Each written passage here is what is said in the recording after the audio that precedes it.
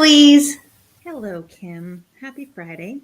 Happy Friday. And before we get started today, for those of you who are joining us from the United States and have no idea why we're wearing orange shirts today, it is not because we are in the spirit of Halloween a month early, but it is because we are recognizing the National Day for Truth and Reconciliation in honor of all of those impacted by the residential schools in Canada. Louise, where are you today? I here am in Winnipeg, Manitoba. I would like to acknowledge that I'm located within Treaty 1 territory, located on the traditional lands of the Anishinaabe, the Cree, Dakota, and Oji-Cree nations. And I want to recognize that this is the birthplace of the Métis Nation and the heart of the Métis Nation homeland. Beautiful. And I currently live on the unceded lands of the Ganyegehaga Nation, colonially known as the island of Montreal. So we are glad that you are joining us here today for the Your Kickass Career Weekly Wrap Up. We are going to get into all sorts of juicy goodness today. But before we do, Louise, what are you celebrating? What am I celebrating? She knew the question was coming and she's still thinking. I did. This is what my clients do to me all the time. They know it's coming and they're like, oh, let me look at my calendar and see what went really well. I'm celebrating. You know what? I'm celebrating getting some time back. I know I often talk about how we don't get time back, right? And I was signed up for some training this week that I was really looking forward to. I went to the training and it was not at all what I expected. And so instead of sitting there being frustrated because that wasn't what I expected, I decided not to go. And I got that time back and I felt like I used it much more effectively in bringing some of those things that I probably knew all the stuff that I was going to go to training with anyways, but it's kind of leaning into that, I guess, and getting that time back, but using it really, I felt like I used it wisely, and made some good inroads this week. That's great. That's fantastic. I love that. And it is so interesting. And if you are joining us here live, please drop in the comments what you are celebrating this week. We would love to celebrate along with you. And if you're watching this on replay, you can still drop it in the comments. We'll still see it and we'll still celebrate with you. I am celebrating our launch. We did that too. We did that too. So I am totally celebrating. So last week we did our live workshops leading up to the launch of our Kickass Career Collective, which is our online membership program for entrepreneurs and professionals who really just want to do work differently, who believe that work doesn't need to be a place where we feel like we're slogging through, and we can actually create something that works for ourselves. So we have launched and we're actually closing the doors tonight at midnight on our founders cohort. So if you're interested, I forgot to drop the other link in. Let me drop that in and then I'll drop the link for your Kickass Career in there. This first link that's going in is to put out there for anybody who doesn't know what the National Day for Truth and Reconciliation is, because if I was in the States, I may not know what it is. And I think it's important that people know. And if you are, I'm trying to type and talk, and we know that that's always a bad thing because things get spelled really interestingly. All right. If you get a chance, head on over to yourkickasscareer.com if you're interested in checking out what this collective, what this online membership is all about. We'd love to have you join us. The founders cohort is closing tonight at midnight. If you reach out to us and let us know that you're interested in considering joining us and want to have a conversation, there's some ways to do that as well. So we would love to talk to you and find out how to create your Kickass career. So I am celebrating that we've birthed this thing into the world. 18 months ago, we birthed a beta version of it, and we kind of came back to ourselves and said, no, that wasn't quite right. How do we want to do this again? And now we have this big, beautiful vision that now has been birthed into the world. And it's like this tiny little baby. And it's so It cute. And is. it's like about ready to like put on a little superhero cape and go flying around. Yeah. Yeah, it's going to be fantastic. And Kim and I are in there learning with everyone else, right? Like designing your own kick-ass career isn't like a one and done. It's not like you nail it and then you move on to something else. It's this intentionality and this continuity that keeps us moving forward and keeps us feeling connected to the work that we do. It's right, like you're not taking your eyes. I don't want to say you're taking your eyes off the road because you still do get to look around, but it's a journey. It's not a destination, and that's why we've got the community was so important. It's a big part of that, keeping us moving, keeping us intentional, keeping us plugged in, so that we don't end up in that place where we don't feel so great. Yeah, absolutely. And we're going to talk more about this next week. I tend to do this. I like drop the little nugget of what we're going to talk about next week. This idea of titles and like, how do we use titles? And so even this idea of career, I was having this conversation with an entrepreneur the other day who said, well, that the concept of career doesn't resonate with me because I'm an entrepreneur. And I'm like, wow, I'm an entrepreneur too. And it totally resonates with me because it is my career, right? I each stop along the way is a different part of my career, and it's still my career, and I'm developing it as a career. I may not be somebody who had a hard and fast career trajectory ever because that's not who I am. I definitely have had a career, and I'm in a career, and I'm building a career. So as Louise said, we're in there and we're part of the community. Yes, we bring resources. Yes, we bring our knowledge. Yes, we bring our badass selves to the table every day so that you can do more epic shit. But we're also in there learning from you. And that's what's so cool about the collective and the community. And the reason why we intentionally chose the word collective for this online membership was this idea of we are in it together with you. Yeah. We don't believe in dogma in that way, probably in any way, but we don't believe in that kind of dogmatic, like top down type of thing. We know you have wisdom, and we want to share that with you. So Yeah. So there's a little celebration. I might be a little excited about it. Just a little bit. Louise, what are we talking about today? We're talking about getting out of our own way. What does that even mean? That's it, self-sabotage, right? Like how we take our best intentions and yet still not turn them into a reality. And yeah, I was thinking about this because well, I do it all the time. And it's just to varying degrees of how it shows up in my life, and in what bucket it wants to fall in. But it does fall into a lot of places. This idea of self-sabotage. I have I think it's a phrase, and I know that I'm self-sabotaging when I hear myself say that I don't know what to do next. Oh, yes. That's my phrase. Yeah. I think that's pretty common though.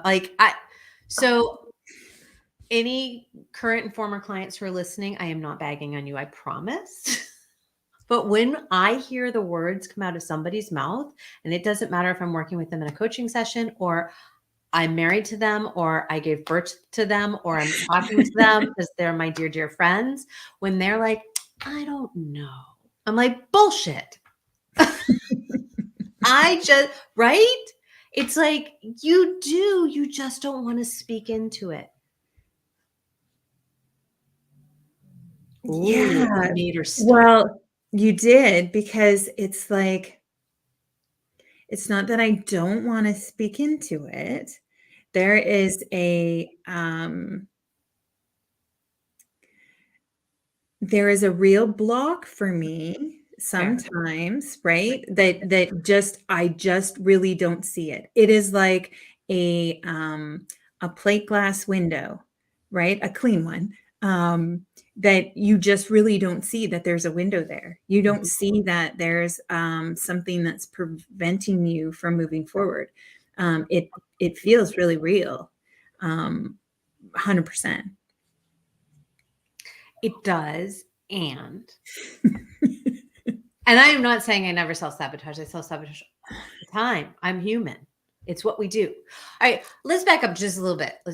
Let's make sure that the people who are listening in here actually know what it means to self-sabotage. Like, what do some of those behaviors show up as? Oh, those are those things that we do that pull us away from doing those important things, Right. right? So, like So perfectionism. perfectionism, there's martyrism, right? When you're a martyr, people pleasing, right? It pulls us out of ourselves and puts us into a place that we're not doing the work that we want to be doing. And when I say work, I mean like stuff. Yeah. Right. And that No, procrastination, right? procrastination. A Yeah. huge part of it. So it's a lot of P's. But there are these behaviors that we have that are actually self-sabotaging behaviors. We can avoid, we can people please, we can be too controlling. We're in that place where we're trying to, and some of that is perfectionism, some of that is just that controlling nature that's not about being perfect, it's just about controlling it. Yeah. It's being hypervigilant, right? Like that part of our brain where we're sure something bad is going to happen. It's when we go into, you said martyrdom or victimhood, Victimhood. Yeah. right? So all of these are ways that we start to self-sabotage ourselves, that we get in our own way. And so when those things come up, that's that plate glass that you're talking about, where you're just like pushing against it and you can feel yourself pushing against it. And the way that it shows up for you is by saying, I don't know. Yeah. I don't know. I don't know how to get around this thing. Oh yeah, absolutely. Chef Q. Chef Q is in the house with this truth bomb here. The need for perfectionism, and then I end up doing nothing. Yeah, 100%. Yeah, that's what happens. We end up doing, like, trying to be perfect, and we end up doing nothing. We have just self-sabotaged ourselves out of what it is that, like, and Louise, our values. Oh yeah. Right. Yeah. So let's talk a little bit about, so here we are. So identifying kind of how you self-sabotage or how you get in your own way, I think is the first step. Is kind of really starting to unpack and understand like how it shows up in your day, in your life. And that's so important because you have to know what's going on before you can understand how to tackle it, how to solve for that problem. And then understanding a little bit about why it's there. You hear I have a tickle in my throat. I do. I'm like, oh, that throat chakra just went a little nutty there, trying to keep you from talking about the self-sabotage. Grab Right? a quick sip of water. Yeah. It's those things, right? That starts to I think that gets us started on the road to figuring out how to get out of our own way. Well, and I love, you were saying to solve for it, and algebra came into my brain. Having a 12-year-old, that makes sense because like we deal with it in the house right now. But we're solving for X, right? We don't know quite yet what we're solving for. We know we're coming up against a problem. We know that something feels crunchy. We know that we're trying to get somewhere and we're not getting there. So we're solving for the unknown. And when we can figure out that unknown, right, and give it a name, oh, it's perfectionism. Oh, I'm avoiding. Oh, I'm deciding to be distracted and I'm procrastinating. Oh, right, I've put my head in the sand. Whatever those things are, that are getting, whatever that X is, once we can solve for it, then we can start to develop our way out of it. Right? There are those amazing tools that we can work with once we have a sense of what we're facing. So how you talked about the I don't know when it shows up. Um, right? That place. Yeah. Yeah. How do you get around that when you're like, I don't know? So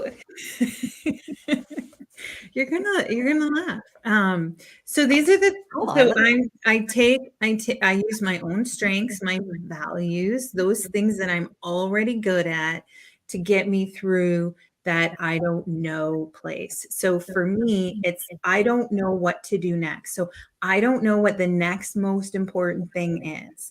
And so setting myself up for success at the beginning of the day has been really, really helpful to say, let's look at what are the important things that I want to be doing and taking some time to do that. So during the day, I don't slip into that little place.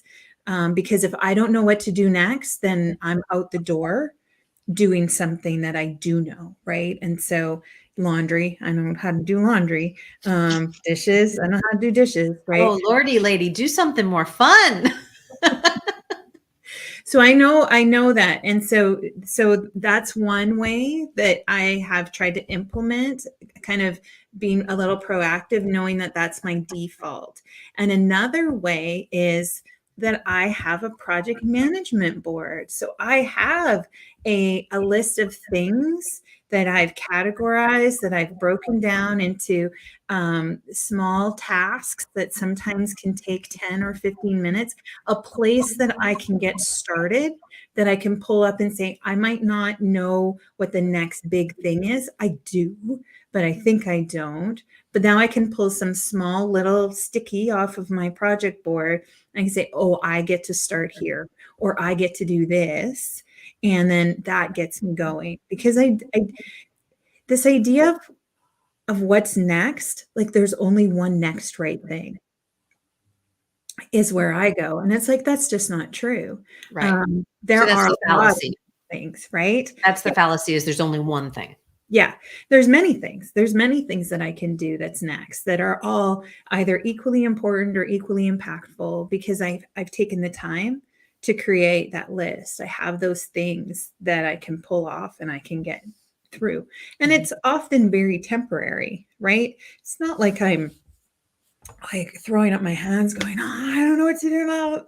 Right. It's like, it's these little things that throw me off track. And so then I have these little things that can pull me back on track. Yeah. Yeah. Um, and it's interesting because I'm listening to you and I'm like, yes, and right, because that's you're dealing with that perfectionist who is saying there's only one right Yeah. choice, right? Yeah. There's only one right choice. And so when you go, from what I'm hearing, when you go off track, it's like that, but there's only one choice because the perfectionist is going to say that. Right. But I've used my tools and my strengths to say, no, Yeah. that's not true. Yeah. There are many things that can happen next. So I've leaned into that. But you're right. Like, but it's recognizing these things, right? It's taking the time to do the deeper work, so that when these things come up, when you hear these things in your head, they're no longer distracting or pulling you away. They're flags to say, oh, rely on this tool. Yeah. Oh, go and do this thing, right? We have to retrain our brains to say, when this happens, this is now where I want to go. When I hear myself say, I don't know what to do next, or there's only one next right thing, it's not my perfectionism that kicks in. It's like, oh, I have this tool right here, that can help me get through that crunchy spot. Right. So it's not that you haven't self-sabotaged, it's so that you're not taking yourself so far off course with the self-sabotage. It's like, Oh yeah. yeah. So Yeah, I you're think you're there's right. recognition there that Yeah. we're not preventing ourselves from self-sabotaging. We are um, having ourselves prevented from going so far off course. Thank you so much for joining us from France. How exciting to have somebody from France. Like we are now truly international, not just North American. Um, so yeah, I think for me, perfectionism is definitely in there. My the two big ways that I self-sabotage are through distraction, right? which causes procrastination, Mhm. and controlling. And it's interesting because it's again not, there's a nuance there, because it's not so much about having it perfect. For me, it's controlling. And so very often this shows up for me spending all of my time in my calendar. If I can control my time Mm. by controlling my calendar, Right. then everything will be fine. So and that act in and of itself also becomes a distraction. So now I'm avoiding whatever it is that I need to take as that next step, right? Mhm. Sometimes it's because I don't know what that next step is. I haven't identified what that next step is. Sometimes it's because I absolutely have identified that next step, and there's so much fear that is coming up in me. And I don't recognize it as fear because my saboteurs have come in, right? And have said, ho, ho, you don't have any fear. What really needs to be dealt with is your calendar. And which is bullshit. That does not need to be dealt with in the way that I deal with it. Um, Sorry for all of the swearing today. Apparently that happens when Mercury is about to go out of retrograde, as I swear a lot on the show. Um, I swear a lot. So yeah, so it's interesting how the different ones show up and how we can tell. So like I know when I'm spending an inordinate amount of time in my calendar, not just seeing what's coming up next or scheduling something in, I'm like, oh, what am I avoiding? What am I avoiding? Why am I in here? Why am I trying to control things, and what am I avoiding? And then I'm able to go back and see, okay, this is what's going on. Sometimes it's I'm overwhelmed by all of the things that are going on, and so there's something that I can control. So if I feel that overwhelm, it's okay. So like yesterday I was feeling it, and I had a huge stack of papers and sticky notes and things on my desk that I was like, these are all things that I need to get to at some point. Yesterday I took an hour, I took everything, I took my journal, I took my notebook that I keep by, so I write down when I'm talking to somebody, took everything downstairs away from my computer. And I took a stack of note cards, and I wrote on the note card one or two words to remind me of something that came up that I want to do. I decided the three things that I was going to accomplish between now and Monday. Those three things are note cards that are on my desk. Everything else is in a box. And I was like, I will get to you. You don't need my attention right now. Right. I do not need to be cognitively overloaded and thereby creating more overwhelm for myself, which will then cause me to live in my calendar or find other ways to distract myself and Right. procrastinate doing these things. Right. So the things that I heard from you was it's so first of all, it's really important to understand like how you self-sabotage, right? So we talked about saboteurs, and you do a great thing with the saboteurs and helping people understand that. And then it's recognizing like where do you go? Like what's your trigger? So you can know your saboteur, and then you know your trigger. For you, it's your calendar. So you recognize like those two things. And then you said, is it that you ask yourself these questions around what are you avoiding? Or how do you bring yourself back from like being like so engrossed and trying to control your calendar? What's that that brings you back? So I actually do mindfulness, the mindfulness thing that we did on our last thing, which was the Mm, 5 4 3 2 1, which is using all of my senses to bring me back to the moment. And and then I'm able to say, what is it that I'm actually feeling? mm, And so if it is disconnected, if it's overwhelmed, if it is afraid, if it is, I can feel avoidant, right? I can feel like this is something I don't want to do and not be able to recognize the underlying feeling to it. But once I recognize I'm trying to push something away, then I can understand what it is that I'm trying to push away. And then I can get under that. But yeah, I get into the present moment using that exercise, and I just say, what is it that I'm really feeling? And then I right. start to pull that back. Yeah. Right. Yeah. And so I just want to repeat again, because what Kim and I are saying, and I think that is so important, is that we're not pushing ourselves out of the way when we're in our way. What we're doing is basically like, I see it like a dance where you approach yourself and then you kind of gently turn your partner to the side so that you can continue on your way. We're not talking about taking, we're, We get stuck if we think we're going to completely remove our saboteurs from it, and we can spend a lot of time trying to do that, trying to push aside those things. And what we're saying is that through recognition, understanding, and kind of retraining, creating new habits for your brain, new habits for yourself, that you get to transition through that sticky spot a lot quicker than getting stuck. So it's not sticky. It's transitionally, right? You're passing through it. It's flow. There's an ease there that comes with that. The more you do this, the more quickly you get to transition through that sticky place, because it's about self-trust, right?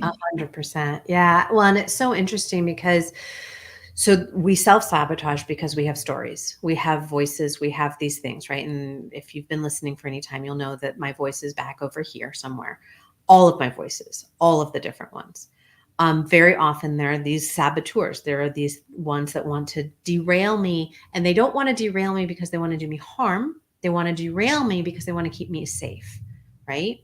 My calendar is safe when I'm overwhelmed because I can control what is on my calendar. When I'm overwhelmed by a stack of stuff that I feel really badly that I haven't followed up on more closely, more quickly, in the times that I think would be acceptable, I have now created a story about me that makes me bad or makes me irresponsible or makes me whatever. So my saboteur is going to say, no, you're not. Look at what you've done. Look at what you can control over here. So it's really trying to keep me safe, right? So this is all the mind junk. It's all mind junk. And the way that, again, I get back to this place of being able to move forward is coming back into that present moment of getting out of the mind junk and into the body that has the knowledge. The body has the knowledge that you're just overwhelmed because you have had a lot going on. It's absolutely acceptable that you haven't gotten through these things. Let's go through them and just see what's there, non-judgmentally, and creating that space for myself to then move through it, right? So that just kind of took you through the life cycle of how self-sabotage shows up, how we recognize it, and then how we can move through it. Yeah. So yeah, I love working with saboteurs and how we get in our own way all the time, because honestly, we do it all the time as human beings. And it's because of this big, beautiful thing in our heads called our brains. Yes. And it gets very loud up here sometimes, right? And then we talk about the knowledge that we have below the shoulders, right? Our heart and our gut, and what that really is trying to tell us. When we can understand, tune this a little quieter, we can use this a lot more. Yeah, absolutely. Well, what else do you want to say about self-sabotage? Like, it's okay. You're self-sabotaging. Recognize it. Breathe into it. Breath is a big thing, right? You can actually use that breath. Oh God, breath. I know. I've pulled a card for Louise that was all about breath, and she's really breathing. So I'm gonna run out of air pretty soon. No, you're not, because you're breathing your body. I also pulled the card for somebody else today, which is really interesting because it's her situation as well too. So absolutely have that presence to bring you back to the present. That will, again, the science behind it is it calms everything down. Your parasympathetic nervous system gets calmed down. And so you can start to look at what is actually coming up and how to move through and around that sabotaging behavior. Mm-hmm. This is something everybody can do. And it's something that Louise and I work with our clients all the time. I specifically work with the language of saboteurs. It is something that I find easily accessible. But you can use, there are techniques to do it, even if that language doesn't resonate with you. Yeah. It's we all do it. And I think it's allowing a little bit of grace and compassion for yourself to say, like, you know what, it's perfectly fine that you're a perfectionist. It's probably served you well in many cases, because that's right. That's how the story comes to be true, right, or comes to the surface is that it does serve us, right? Controlling situations does serve us. Avoiding situations does serve us, and so we don't ever want to not have those resources at our fingertips. We just want to be in control of when we want to be in control of our control. Well, Right? you described this once before. It's like if we let the saboteurs run the show, they're like a bunch of school students driving a bus, throwing bologna sandwiches and juice boxes around, right? We just want to be the one driving the bus. Yeah. They're still there. They're having a hootenanny behind us. We are driving the bus though, right? And sometimes we will have the ability to say, shh, shh, shh. And sometimes we don't need to because they can just run amok and do whatever they're going to do, but they're not triggering us. They're not flaring us. They're not putting us into this position of like, what do I do? Right. Because I'm not getting where I want to because I have just sabotaged myself because I'm listening to the toddlers. Right. Yep. Yep. And that's right. That's perfection. That's all the saboteurs. All of them. Right. Yeah. Summed up in a nutshell. Yeah. I mean, some of them are a lot more moody and some of them will throw bologna sandwiches, but they're back there. They're probably, God, I have a tween. They're more like tweens and teens, I'll tell you, than toddlers. Love my tween. Yes. Fantastic conversations. It is conversations like this that Kim and I have every week here on the weekly wrap up at Your Kickass Career. And we'll also be having them within our community. And you can reach us, find us here at the collective. We would love to have you. If you're thinking about, how to identify your saboteurs, figure out how to get in control of your bus, and bus in control of your bus. I heard a T in there. All right. Sorry. So yeah, so the collective is a great place if you're looking to up level whatever work you're doing in the world, whether you work for yourself or somebody else. We are there to help you up level it through conversations like this. Again, we bring in the resources, the conversations, and it's a collective. So we want you as part of the conversation, and your opinion always matters because here's the thing. It's your career. It's not mine. It's not Louise's. It's yours. And so your opinion matters. Absolutely. Fantastic. Golden nugget. Oh my goodness. I had not thought of, and it's interesting because I've used a lot of metaphors, but like that metaphor of being up against a plate glass window was really it was very powerful for me to see it that way because you can see through it. It's not like a curtain or something, like you can see the other side and you're like, but why am I not getting there? So I think seeing it with that through the eyes of that metaphor just really, I just found that really a powerful moment for me. So fantastic. That's why I'm a certified metaphor coach. You are a certified metaphor. Did you know that there's such a thing as a certified metaphor coach? Well, now you do, and you have now met one. There's a lot of power in that when you can visualize that.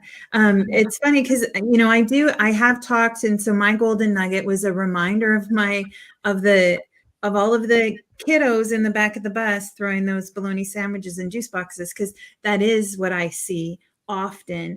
And to remind myself is when I'm saying I don't know what to do next, that's not really me saying it. It's someone else in control of my bus who's saying that they don't know what to do next. I perfectly well know how to drive a bus. It's getting me back in the driver's seat. So I really appreciated that too. I forgot about the bologna sandwiches. Oh my gosh, I use that metaphor all the time. So next week we're going to be back here, same time, same bat channel, and we're going to be talking about why titles matter, or do they? And this really spurred to mind again that conversation that I had about, I'm an entrepreneur and the word career doesn't resonate with me. And I'm like, really? Because that's fascinating. The title of entrepreneur is your career. So having the ability to talk about titles, both within an organization or how we decide to define ourselves. Do they matter? I don't know. Let's talk about it. Yeah, I love this conversation because I have it often with my leadership clients who are like, I want to climb the ladder. I want that SVP role. I want that CEO role. I want that director role, right? I want it. And so we get to dive into why do you want it and why is it so important? Love it. That chime was my calendar calling. So apparently my control saboteur is in control right now. So I apologize for that. All right, everyone. Thanks for tuning in again today. Absolutely. It was good to have everyone here. Thanks for joining in the conversation. And we look forward to seeing you next week or join us in the collective. Right on. Take care, everyone. Bye for now.